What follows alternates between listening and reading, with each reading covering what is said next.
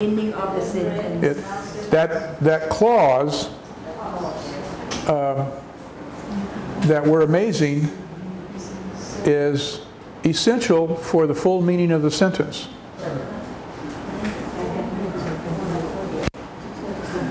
I went to Siem Reap, blank, was only an hour by air because I wanted to see Angkor Wat. Which one do we use? Which or that? Which? Correct. She's correct. Because we can take this clause out and the sentence still makes perfect sense. We could say, I went to Siem Reap because I wanted to see Angkor Wat. All we've done with this clause is just add additional information. Okay? Now, let's try the third one. Pew, would you do number 3, do the third one for us?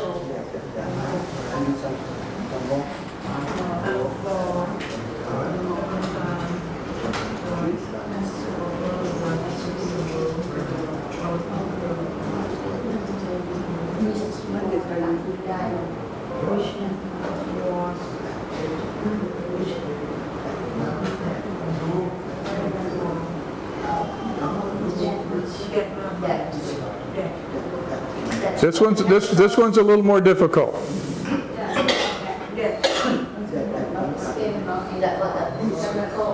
I hear some people saying which, and I hear some people saying that.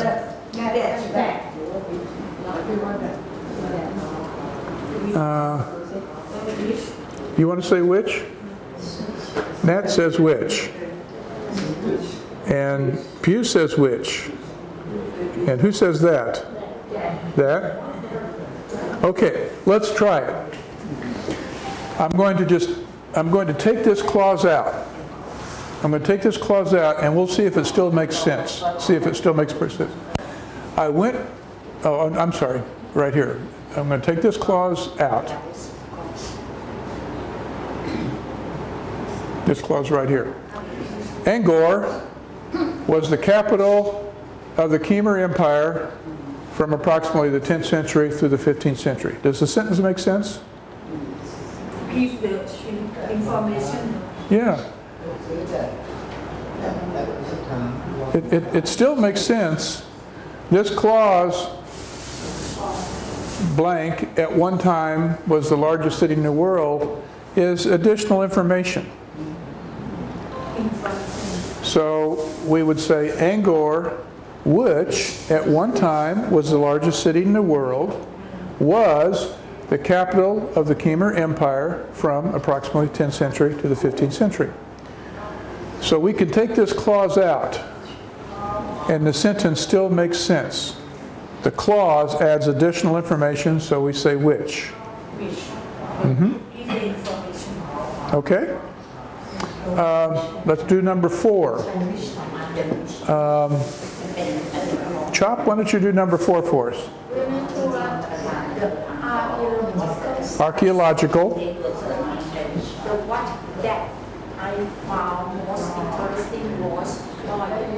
Okay, that is correct.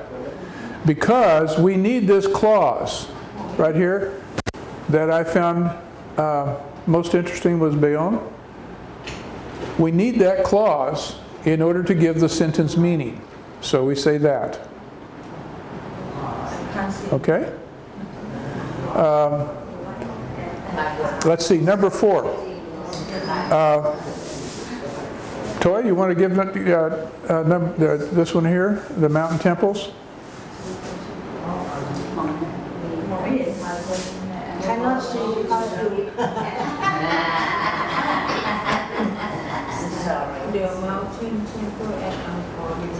the mountain temples at Angkor,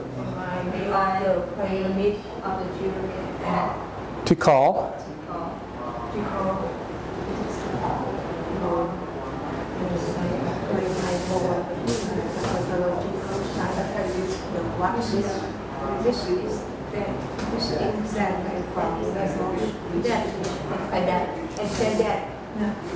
we're going to say that. We got some that. Anybody want to say which?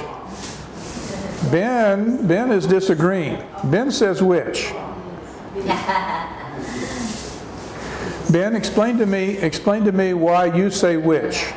Because the mountain temples at Angkor remind me of the pyramids at Angkor is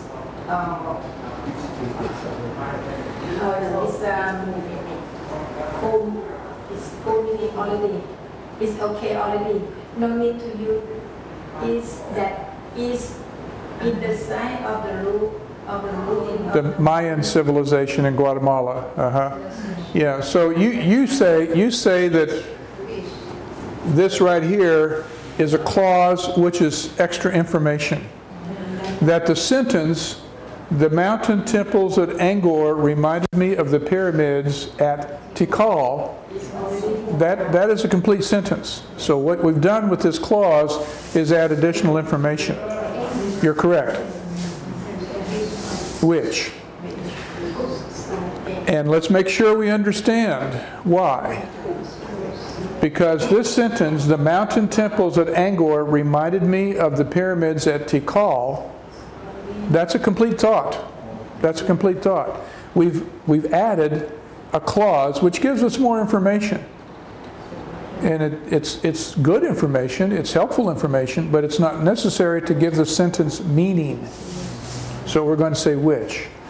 Do you know where Guatemala is? Guatemala is in Central America. And it's the Mayan Indians, Mayan civilization. They built pyramids, and when I was looking at the decorations on the mountain temples in Angkor, I noticed that the artwork at Angkor was similar to the Mayan civilization in Central America, which is about 8,000 miles from here. You know, I mean, I thought it was very, very interesting how these ancient civilizations could have so much in common with one another. Which gave me the thought is that, you know, how much, even though our civilizations are different, they're also very similar, you know. And in Mexico, similar pyramids are found blank, are from the Aztec civilization. Which one are we going to use here? Which or that?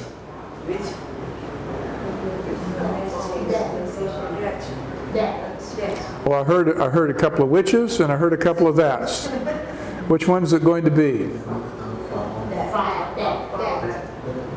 Toy says that. And Kat? Yes. You're going to say which? That. Oh, you're going to say that? Yes. Okay. Anybody say which? We're all convinced that it's that? You're correct. It's that. Because if we just said in Mexico similar pyramids are found, we need more. We need to know more in order for the sentence to make sense. So we're going to say that.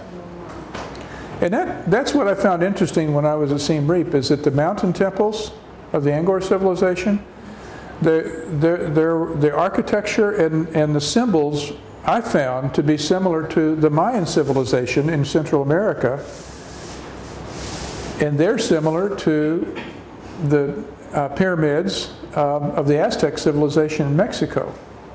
And I don't know, I just found that interesting that there's a thread of commonality between the three ancient civilizations. Okay. So what is A-Z-T-E-C? Aztec. Aztec. A-Z-T-E-C. It's the name of a civilization, ancient civilization in Mexico. So Aztec is to Mexico as Angkor is to Cambodia. You know, it's the name of an ancient civilization.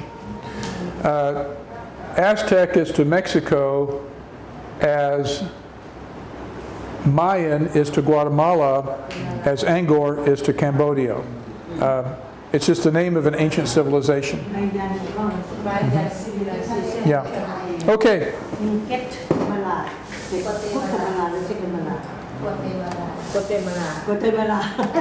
Yeah. Guatemala, except in Spanish, in Guatemala they speak Spanish. In Spanish they don't pronounce the G. They don't say Guatemala, they say Guatemala.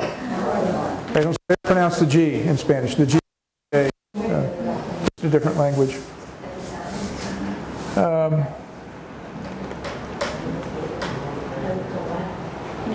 I want to give us time to read today, and so I think we'll take this up tomorrow.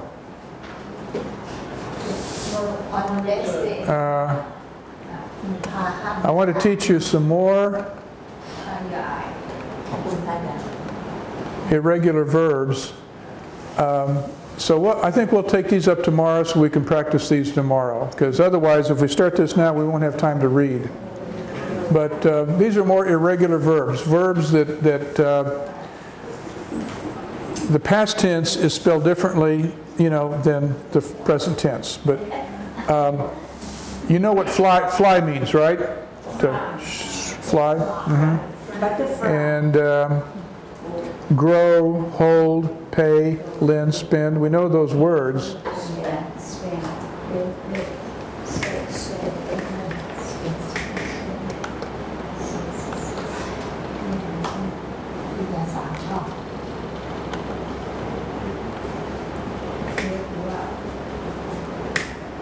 And you know what mean